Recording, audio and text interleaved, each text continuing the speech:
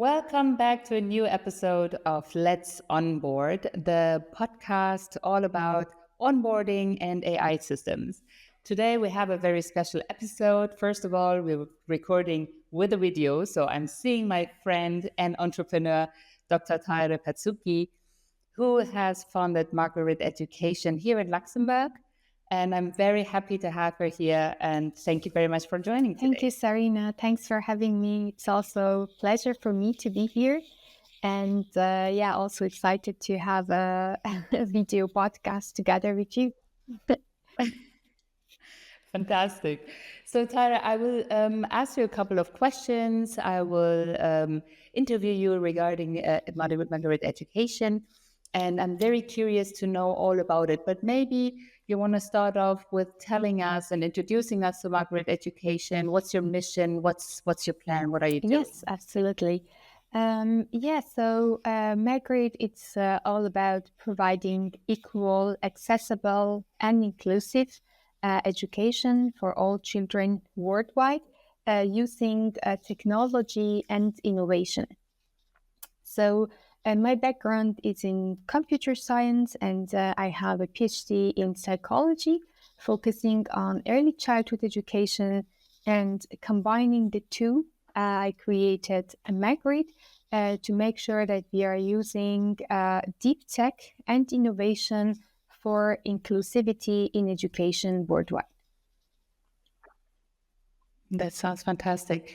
But what did you inspire to do that? Well, how did you come up with this idea? Yeah, that's actually a very interesting story. So when I was a child, my younger brother, due to his some physical difficulties, he was very often in hospital, and so missing the classroom and school, and then being behind his school peers. That was very difficult for him. And as older sister, I was always, responsible for his school and education. So when I was younger, I was trying to help him at school, making drawings for him, making sure that he understands the concepts and ideas, and catching up with his friends. And when I could see that he's learning, smiling, and then also being able to complete his school and his program without having this feeling that he's behind the others, this was a great joy for me, that I decided to continue that in my life, to have that joy back again and again, and to that was the greatest thing I experienced, so I wanted to continue doing that. I said, this is wonderful. This is a wonderful reason to start off a company if it starts, literally starts in your heart and goes on throughout the world. That's fantastic. Indeed.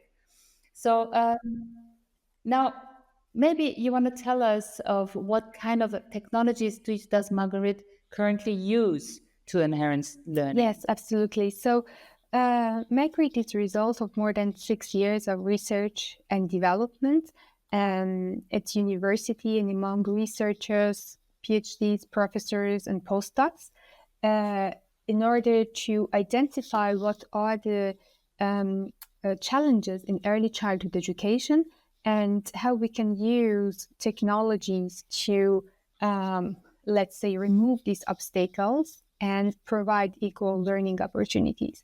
So among the others, for instance, we have language as a very big barrier in early childhood education for all children, especially for those with migratory background or children with hearing difficulties, language disorder, children in autism spectrum with dyslexia, language processing disorder. And so we were using technology to remove this language barrier and create a language-free training program. So this way, no matter where the child is coming from, which languages they speak, if they speak any language, if they are proficient in any language, they can all benefit from the learning program. The other challenge that we identified in early childhood education was the growing number of children with special educational needs. and learning disabilities like children with ADD, ADHD, dyslexia, dyscalculia, dysgraphia, children in autism spectrum with Down syndrome, and many more, like within the neurodiversity group. And so typically the way that it works is like we have only one system at school that we expect to work for all children. And it's also not possible to have a teacher per child to somehow cater the education, cater the needs. So this is only possible with technology. So using technology, we make sure that we customize and adapt the training material based on individual needs to make inclusive learning program. So this way we can make sure that we identify really individual needs and then provide the training that fits exactly what they need to learn and what they need to focus on. That's fantastic. This is really great. Now, of course, things are processing, and here on this podcast, we talk a lot about artificial intelligence. Now, tell me, are you already considering to include artificial intelligence into Magrid? If so, how? Yes. So we are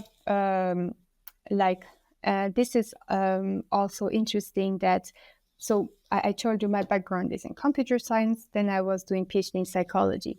And within the Department of Psychology, they all think that people in Department of Computer Science, they do very cool things. They are constantly like using AIs and very fascinating things that they don't. That they are like, oh, we are not cool enough.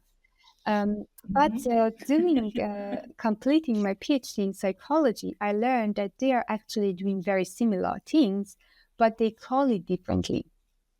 So the same, let's say, the root of what we have for AI, which comes from prediction, which prediction comes from statistics and all that, within the department, within the psychology and psychometric, they are using the very same statistical approach, but they just they didn't have the tool to integrate all that and be able to use it on large amount of data and to automatize it. Mm-hmm. So what we do here, we are using technology and the tools that are existing in that to for psychometrics and for evaluating individual needs in order to provide right training. So in order to make sure that what we are providing, it's fitting them. Until today, we still haven't yet, let's say, changed our training based on the result of AI. Our algorithm, they are still learning, and we are still completing the learning process for ourselves and also for our to make sure that what we are using afterward for making decision is reliable enough. And but later on, that can help us, or that can give insight into teachers, parents, early, I wouldn't call it diagnostic, but early recognition of some special needs in order to provide with the right training at early stage. So today, the way that they are, for instance, if we know, or once we know that a child is having, let's say, dyslexia or dyscalculia, first of all, we get to know it very late, because first the child needs to go to school, they need to get to learn reading and writing, and then doing math. And then if they are not, let's say, doing enough, then they send it to psychologists if they are in a, let's say, privileged country or scenario. Exactly. Otherwise, they would just say, oh, the child is not good enough. But in that case, they would send it to a psychologist, and psychologists would do some once they have access to it, because it can also take a lot of time and it can be a long process, then they do Yes. a diagnostic until they find that what are the needs, and then they can provide with some training suggestions that then they give that to teachers and parents, and then it's up to them if they use that report and the result or not. So first of all, the diagnostic is very late. Then after that, and it's a very lengthy process, although the major developments in children, it happens at early years. And so So you cannot lose any time. Yeah. Minutes every day, it matters, and it can be very important. So we are using like technology and AI to close this time and to let's say shorten the time, and to make sure that we can do it earlier, with both identifying the needs and also providing the training and the tool that they will need, and then not just leaving it up to a report or training suggestion, but rather providing the training that they need until we make sure that they develop those skills. Yeah. And also the other thing that it's very important here is that, for instance, for each and every group of a special need, there are some underlying cognitive skill sets that are missing or delayed or not developed enough, and so on. For instance, when it comes to, let's say, for instance, fine motor for dysgraphia and dyspraxia, which is difficulty with writing and difficulty. So what they are, or with dyslexia, that is difficulty with the spelling, again, writing, doing the spelling, the words, and so on. They would do a lot of mistakes in writing. And so the underlying skill sets could be one or a set of cognitive skill set, for instance, I don't know, executive function, working memory, or the others, or a combination of them. And what they diagnose is the result of this lacking or not completed cognitive skill, which is the difficulty in reading and writing.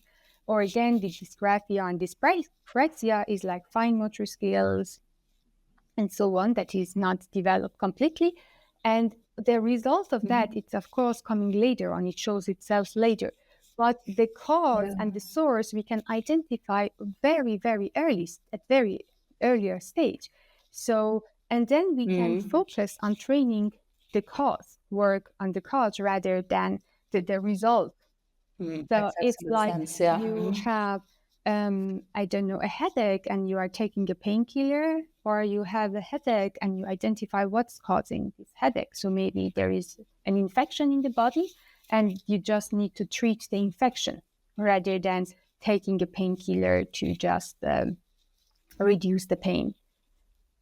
So that can be done at earlier stage and earlier ages, and that's what we are trying to do using technology, but also deep research. So it can't be done only with technology. Yeah. See, this is something that a lot of people mistake. They always think, oh, now we have AI and AI will do everything for us. We don't need to do anything anymore. Well, it's a nice it's a tool, world, but this is not assisting. It's a tool. Exactly. Yeah. Exactly. And it's nothing new. It's just like now they are getting it becomes like you hear it a lot, but we have it since a long time, and we are using it since a long time. Just a Google search as all that. Exactly. So it's now I don't know why it makes them afraid today, but it's been used since a long time. I think it's because of the new name. Yeah. You know, before it was Google. Yes, it's all about branding and how you sell it. Exactly. Exactly.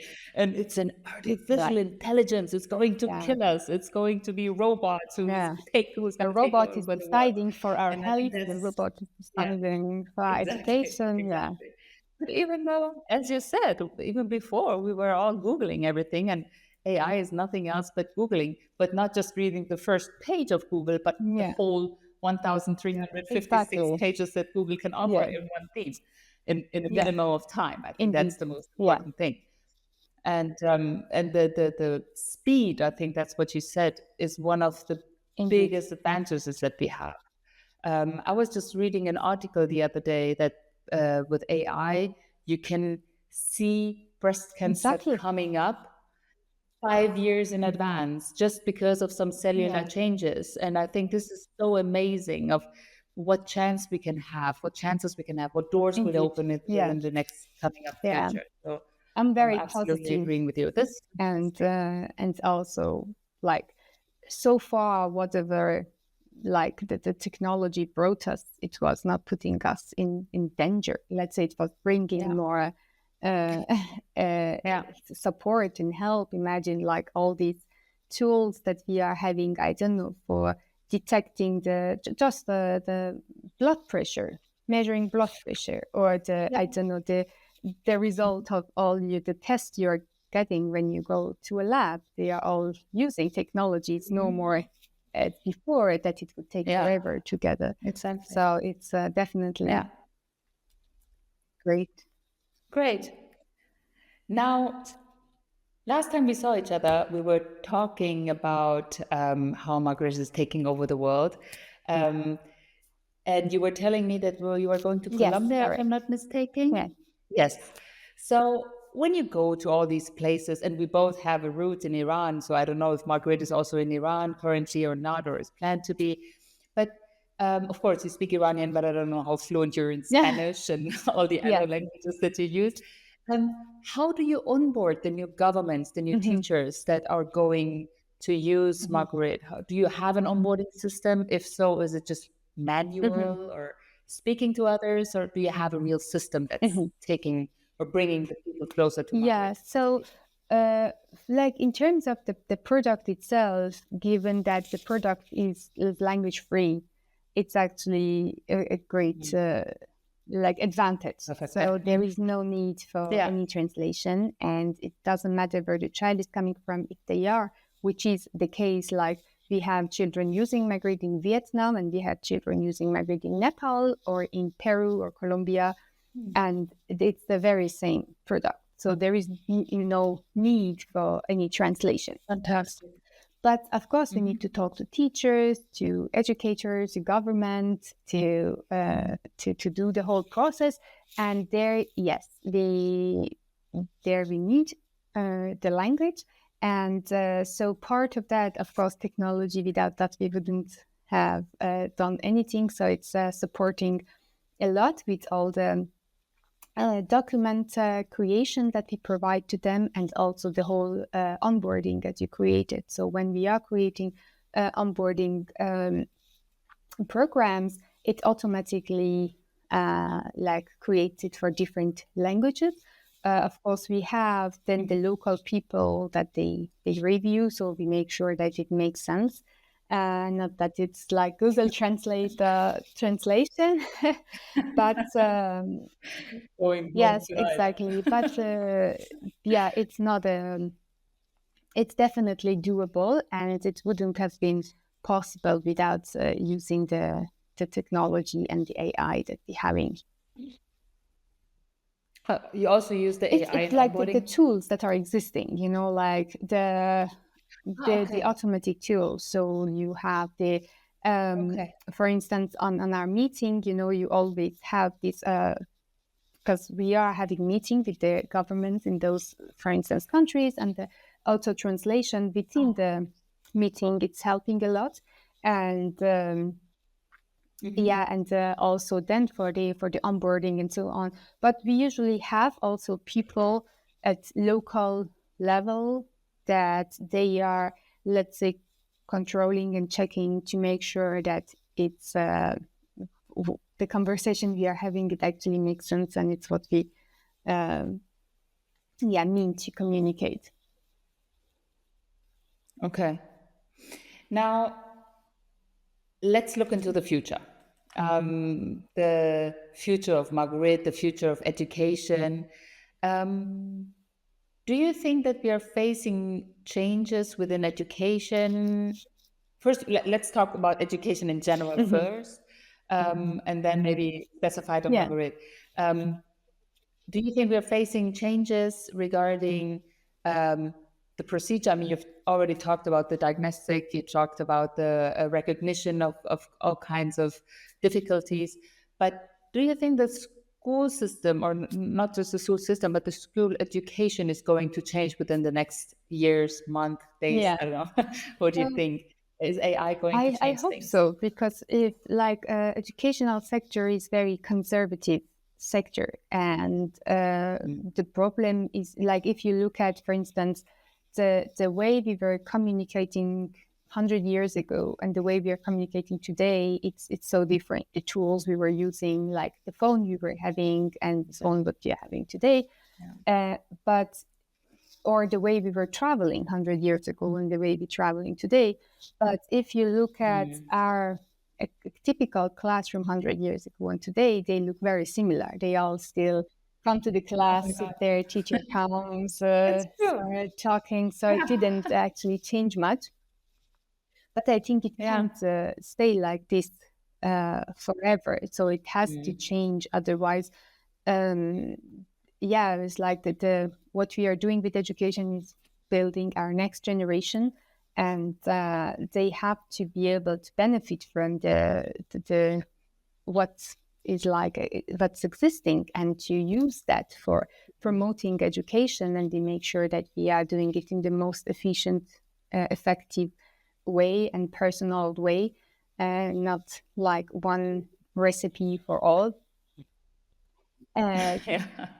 This is Creating. I believe that the education system that we had was creating, like, normalizing the population. You know, when you are normalizing a data set, is like you are taking out outliers, and then you are bringing all into this form that making sure like all fitting in that the form that you want, and that is a perfect data set for, I would say, employee, like that, to create employees. That's great, because they all again having a very similar behavior and routines. You all come at the same time, you go there, you do that, you do the tasks.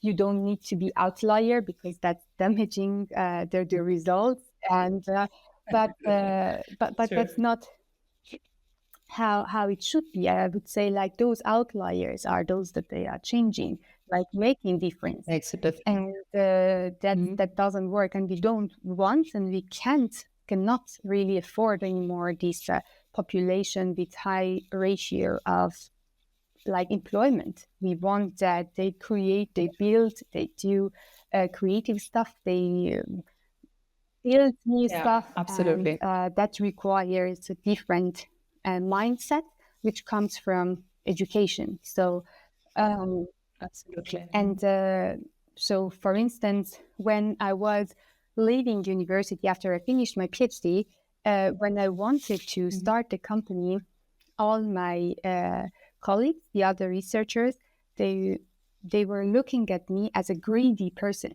you know, who wants to leave research to do a business. They were like, "Oh, you only think about that you only think about money, and like research is good, business is bad.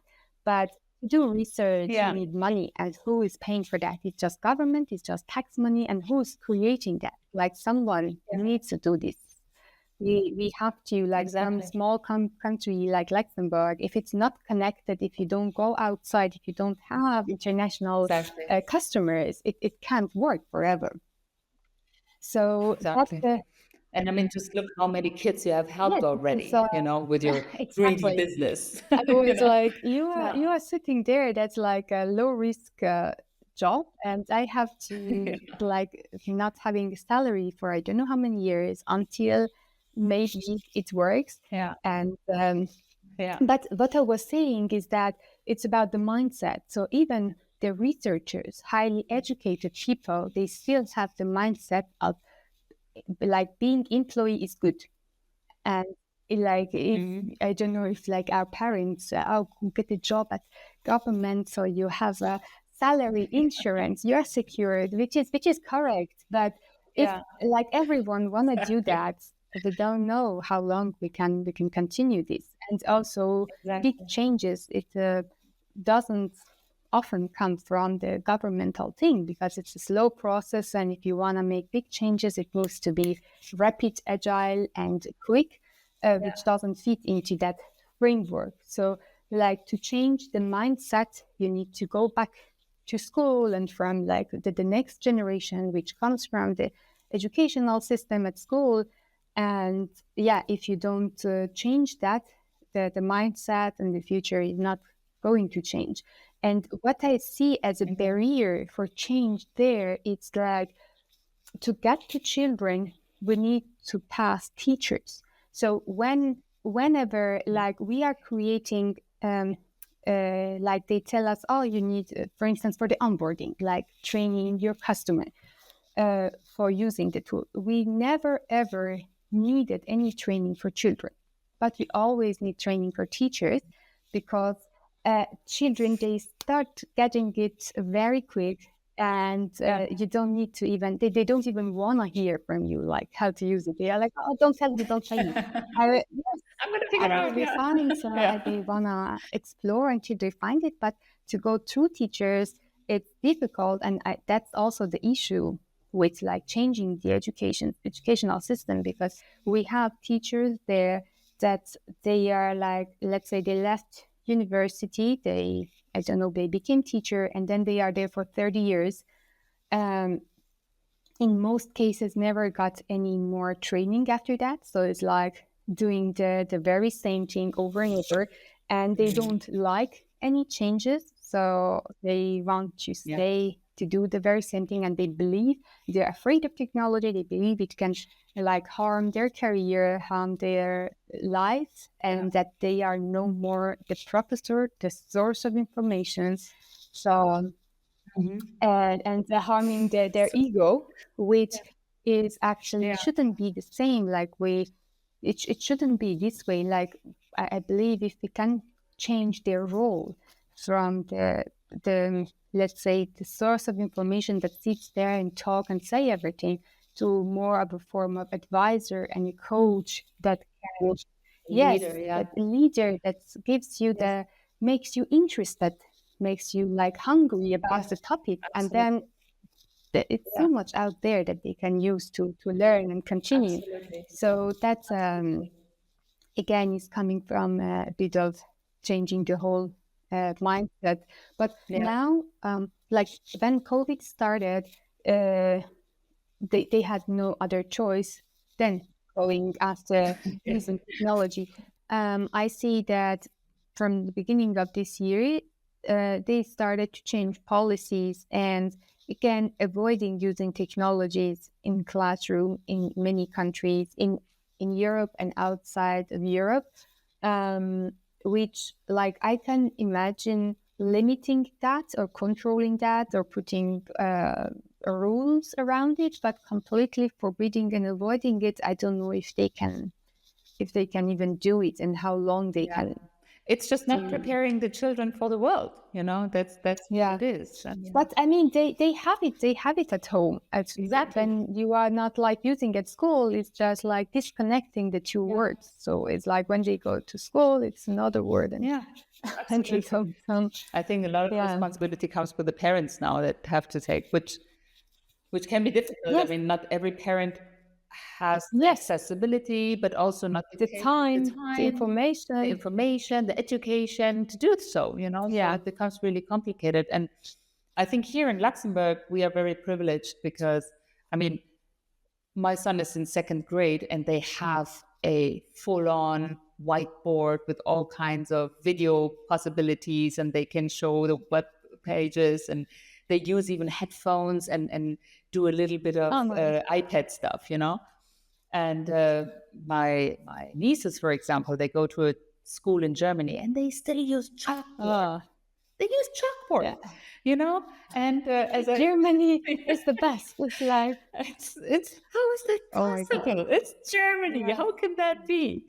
Yeah, And that's exactly the reason. It's Germany. yeah.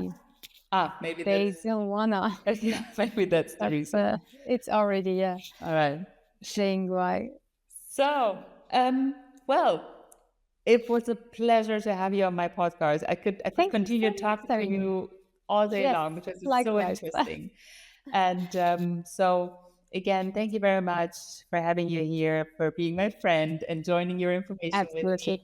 And I'm very much looking forward to maybe have another podcast with you and Absolutely. talk about new stuff and new ways that you will go with Magrid. And as you know, I'm a big follower. I love your work, and Thank you I so love everything much. you do. That's And very kind. yeah, so Likewise. Absolutely. let's just keep Yes, each other posted. I'm very much looking indeed. forward to see you very soon. And Thank so you. far, to the listeners, thank you very much for following us today. And we had, I think, a lot of very interesting information about Margaret. If you're not following Tahereh yet, go ahead and do so. We'll put her link into the bio. And we're looking forward to see you very soon again. Ciao. Thank you so much, Sarina. Bye bye now.